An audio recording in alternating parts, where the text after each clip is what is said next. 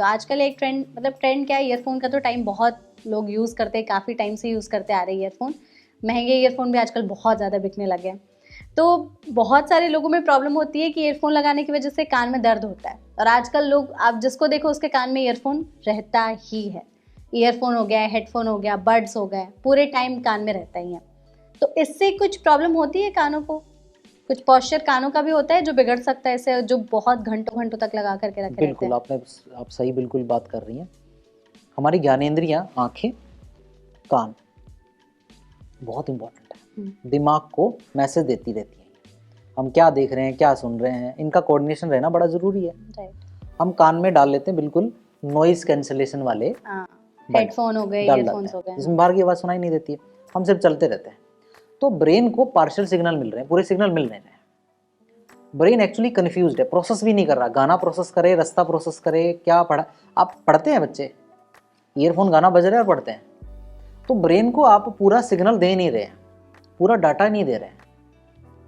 अब पूरा टाइम लगाने में दो प्रॉब्लम होती हैं। एक तो हम लाउड, बहुत ज़्यादा लाउड आवाज़ में सुनते हैं, अंदर की नर्व्स है ना वो डैमेज कर देते हैं धीरे धीरे धीरे धीरे वक्त के साथ। ये इतना स्लो होता है, पता नहीं लगता।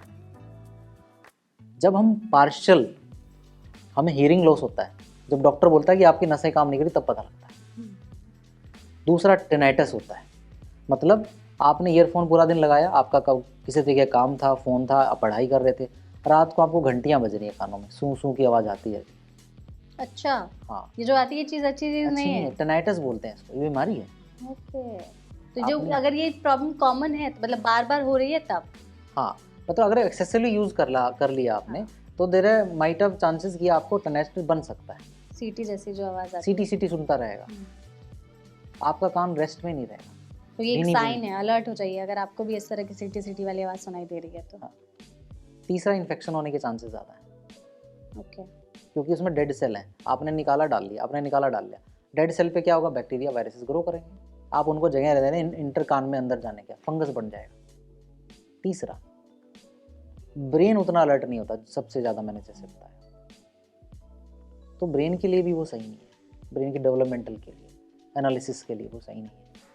ब्रेन को आदत है बाहर से देख के सुनने की, समझने की, देख के कोऑर्डिनेट करके प्रोसेस देने की दिमाग को, तो उसके लिए भी वो सही नहीं है। सही नहीं है। तो अब जैसे आपने कहा कि पहनना सही नहीं है, कुछ ऐसा फिक्स टाइम है कि अगर किसी का जॉब ही है, प्रोफेशन ही है, तो उनको, जैसे हमारे कैमरा पर्सन है, अभी वो इंटरव्यू जब तक चल रहा है तो वो लगा करके रखे रहेंगे, तो कुछ है ऐसा कि ड्यूरेशन फिक्स है कि दिन में 1 घंटे या 2 घंटे या 3 घंटे लगा के रख सकते हो, या थोड़ा थोड़ा ब्रेक ले लो? कुछ टिप्स ऐसा कुछ? 1.5 घंटे से ज़्यादा मत लगाइए कंटिन्यूस। कंटिन्यू। और एक बड़ा वाला होना चाहिए जो कान को कवर करता है, अंदर नहीं जाना चाहिए कोई भी मटेरियल, कोई भी पार्टिकल, बाहर से रहिएगा। एक तो हाइजीनिक रहता है वो, प्लस मेंटेन करता है इस तरीके से, ये रहना चाहिए। और तीसरा क्या है, आप उसकी पोजीशनिंग भी बदलते रहिए, कि सामने रखा फिर हेड के पीछे किया, उसकी पोजीशन बदलते रहिए, एक जगह फिक्स एक दल फिक्स करिएगा। तो ये 2-3 चीज़ों से बच सकते हैं। अगेन ब्रेक लेना तो बहुत इंपॉर्टेंट है। एटलीस्ट 1.5 घंटे में तो 1.5 एक घंटे में ब्रेक हम हटाइए लोग ले उसको, सकते ठीक हैं। है, ठीक है। कानों की क्लीनिंग का ध्यान रखिए।